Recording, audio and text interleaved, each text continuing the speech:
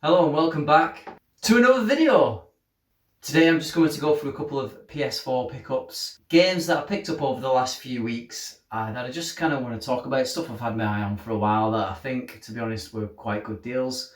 I think I've mentioned before, I have tons of PS4 games I've not quite covered yet, but I'm thinking going forwards that I'm just going to cover them in this kind of quick-fire fashion, and then what I might do is individually talk about them in a bit more depth once I've actually sat down and had the time to play them.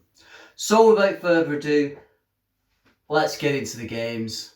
Okay, the first game we've got here, this is one that I just kind of stumbled across and I thought it looked interesting, and it's called Pixar. Now, I've not played it yet. I've seen videos online of people playing it. It essentially looks like a cross between Minecraft and the game Ark Survival. Is it Ark Survival Evolved, I think it's called? I've never actually played that. So yeah, it's a bit of a bizarre buy for me, but I think I picked it up for like £8. Like, definitely a reasonable price. I saw some reviews that said it was quite interesting. It looks like there's a taming creatures mechanic in this. So I thought, it's cheap, why not give it a try? I mean, on the front there, she's riding a T-Rex. That's pretty cool. From some of the videos I've seen online, the flying like griffins and other like mythical animals. Looks like there's some element of like character customization in there as well. And then obviously there's like some base building because it's kind of sort of like Minecraft. It looks like on the graphics are like Minecraft pixelated style. So yeah, I'm looking forward to trying that out at some point. I noticed there's a lot of YouTubers that kind of seem to make a living off it really, but yeah, like a lesser known Minecraft with like taming elements. I think even Minecraft has taming elements now in it. I think you can like get a saddle and ride a pig or something like that. I don't know. I don't really use Minecraft to just build random stuff. I can't really be bothered with the main game. So having said that, maybe this wasn't the best buy, but whatever, I've got it now. Next game needs no introduction really. God of War 4. Yeah, I've had my eye on this for quite some time. AAA title. It was going for £10. I was like, £10, I'm going to pick it up. I always intended to pick it up. I just never, if I'm being honest, I do like the God of War games. I've had fun with every single one I played, but I'm never like really eager to play them. I can always wait. So I waited on this one. I picked it up second hand. Yeah, there's even the blooming label on there. Grade VG, I wonder what that means. I mean, it's in good condition. I hate it that, you know, when you open it up and the disc's just like flapping about. Just, look at the back of that. Yeah, literally this disc just arrived in the post today. But yeah, standard, no manual or anything. That's pretty standard though, isn't it? From what I saw, there weren't any like other editions, but I probably didn't look very hard if I'm being honest. I just noticed that it was a tenner for the base version, and I thought, well, I'll blast through it, I'll have some fun with it. So yeah, good deal in my opinion. I do lack some of the more mainstream titles for the PS4, I think, just mainly because I don't really get sucked in by like a lot of marketing. I kind of just go and look for more unique stuff, and that tends to pique my interest more. But, you know, having said that, there's games like Ghost of Tsushima. I'll definitely pick that up at some point, but now seen as a director's cut, from what I've seen, it's still going for like upwards to £50. It's pretty expensive, but I might actually splash out more on that because from what I've seen of the gameplay, it looks really good. I do think I'll enjoy it. Definitely one that I want to own at some point down the line. Okay, the next one, somebody actually bought me this as a present. I have the first one, and it's Ni no Kuni 2. Ni no Kuni 2, Revenant Kingdom. I have Wrath of the White Witch, and I've played quite a bit of it. It's pretty good actually. It's like a Pokemon style kind of JRPG, and the cinematics in it are really good. They're done in this kind of like anime cartoony kind of style. It's quite like endearing really. The story, from what I played, seemed like it was pretty decent. But yeah, I need to invest more time in that before I play this. One of the things that kind of put me off with this was like the main character has like these, it's a stupid reason, but he just looks weird. He's just like this little guy with like fox ears that kind of looks like a girl. it just didn't really appeal to me, but one of my friends said you actually can play as like the different party members and stuff, so you don't have to play as him. Apparently, there's another guy. You can see a guy on the front there, like in a blue uh, jacket, I suppose you could call it. And apparently, you can play as him from time to time. And he's someone from like another dimension or something. It is something I'm going to invest some time into at some point. But yeah, just another nice one to own. I don't know how much this one costs at the moment, but I'm pretty sure it's not too expensive. There may be like other versions out there that have like DLC or additional content. I don't know, but yeah, just a nice one to own for sure. I'm actually glad they bought it me as well because it is one that I would have wanted but never. I have so many games like I want, but then I'll see and I'm like, no, now's not the time to pull the trigger. And sometimes you can kind of wait too long and then the price goes up. And that's happened on a lot of games with me. But you know, I've got so many games that I'm looking at and I'm like, oh, I want this. I can only buy so many at a time, you know, if I don't want to spend ridiculous amounts of money. Okay, this next one, I've had this one on my radar for quite some time. Streets of Rage 4, Mr. X Nightmare. I've wanted a physical version of Streets of Rage 4 for ages.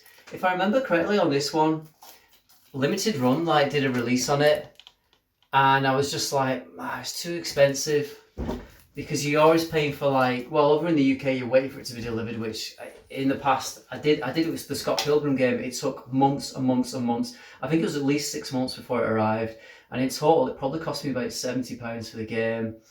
I just really love that game, so I made an exception for it, but really it's a lot of money to be spending, and then you've got no guarantees that down the line, like with this one, another company can pick it up and make a run of it. So it's like they're creating this artificial rareness, but there's no guarantees it's actually going to be rare. So, you know, you're taking a risk, I think, whenever you buy a limited run game.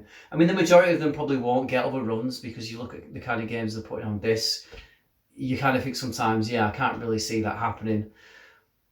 But yeah, just beware, it is a risk.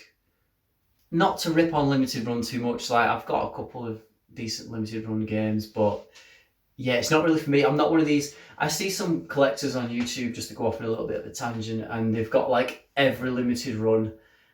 I'm just like, wow, you must have money to burn, because like I just wouldn't do that myself personally, but whatever, each their own. Anyway, this game has the Mr. X DLC. Yeah, Mr. X Nightmare includes DLC Mr. X Nightmare. I believe it adds like a survival mode, loads of extra weapons, loads of extra playable characters. You've even got like the original pixel art style ones. I've watched other people play this online on YouTube, doing the survival mode, trying to get as far as they can, trying to speedrun it and stuff. It looked quite entertaining. So yeah, definitely looking forward to playing this one as well. All right, last one. Yeah, this one, I don't even know how, some games I just like stumble across in like my recommended sections, but Jagged Alliance, I believe this was on the PC. Jagged Alliance Rage. It's like turn-based combat in like Vietnam. If you think like the Wasteland games, it kind of looks like that. Apparently it's 2-player co-op as well. And I think there's like stealth elements and like upgrade elements to it. 2-player online co-op, deep turn-based tactical gameplay mixed with adventure elements. Choose a variety of tactics ranging from stealth to brute force. Yeah, so it looks pretty good. I think the co-op is online only, sadly. But I've heard that's the more enjoyable way to play it. I've looked online and seen some reviews, and they all seem to kind of look a bit favourably on it. One of them did say it was like a bit jank in places, so it might be one of those where it's worth getting it on your hard drive and then getting the patch downloaded, you know, and then hopefully it can smooth out some of the janky issues if they've addressed them. One of the things I really need to do, I'm just popping this bad boy open now. Why not do it live? Still got the sealing on some of these. Yeah, but one of the things I do kind of worry about a little bit is at some point I'm going to have to get a bigger hard drive for my PS4. At the moment, it's just like the 500 gig one. And I'm thinking, I've got all of these games, and eventually one day they might not be supported with patches or anything. So ideally, I'd want them all on there and all patched, so I can pop them in and play the best possible version. Because some of those games, especially the more obscure ones, you're pretty much playing a different version of the game. The best example I could give of that is Titan Quest. I did a video ages back and I talked about it, and I kind of like ragged on the game a little bit, but because I was rushing to get the gameplay, I just put it in and started recording it. The patch was downloading in the background. I replayed it after the patch downloaded, and it fixed so many issues. The quality of the game just kind of like shot up after the patches and stuff. So ideally you would want them all your games installed on a hard drive and patched, but obviously the problem is you need a pretty big hard drive for that. I might have to look at like a third party one and then just spend a weekend just installing patches, which sounds like an absolute nightmare, but if it's a way to kind of like preserve my games better and know that I can play them anytime in the future, I think it would probably be worth doing. But yeah, this one, Jagged Alliance, oh, unfortunately it is, it's just the disc in there, flapping around as usual. I was just hoping there was like some additional stuff in there, but there isn't. But again, I don't think I paid a lot for this one. I think I maybe paid around £10 to £15. Not sure if that was a good deal or not, but still it's cheap for a PS4 game. That's the thing I love about PS4 games now, they are pretty cheap. You know, unless you're talking about your Ghost of Tsushimas or your versions that have like all extra content and stuff. Like Mr. X one, actually, I did pay more for that. I didn't get it too cheap. I say that I paid 25 quid, that's not a lot for like a brand new PS4 game, especially one with like decent amount of content. So yeah, 25 quid I think was a reasonable price for this. I've discussed in the past I am pretty tight, so that's a lot for me, but again, I really wanted this. I mean, the next game I'll buy will probably be the Monkey Ball game that's come out with all the different versions of Monkey Ball, like HD remastered. And I will pay more for that because it's just a game I really, really want. So there are times when I will drop a bit more money. Anyway, I went off on a tangent there. I hope you enjoyed the video. Nice quick one today, and I'll see you again next time. Bye!